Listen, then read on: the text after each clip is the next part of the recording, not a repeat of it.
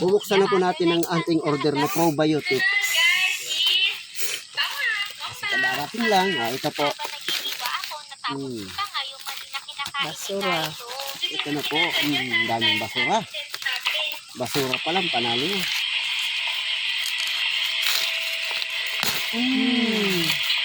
Balik ko do. Sabi ko sa inyo. This side up. Tingnan nyo naman. Hindi mo na. Huwag balik na rin. This side up. Pero, ayan o. Kita nyo. Dapat pa ganito.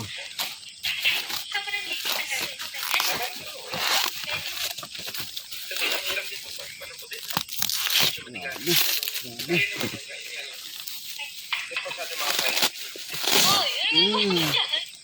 Asang supot. At ito na naman ang isang bata. Kagatin na natin yan. Kaya tumatambay sa paso. Kagatin na yan. Kagatin lang natin. Para mas madaling ang buhay.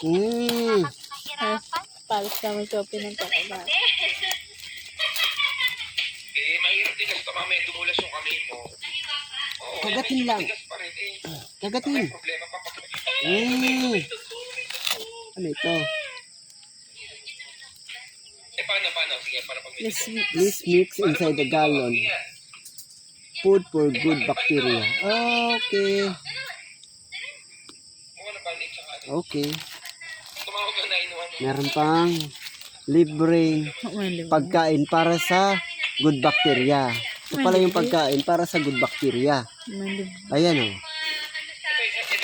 Tapos, ito yung nabili natin half gallon of probiotics. Ayan. Okay, legit naman, legit. Amuyin nga natin kung anong parong niya.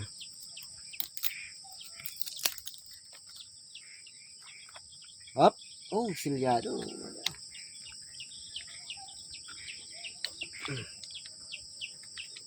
Ikit abo. Tangina ang baho. Uwi kalal.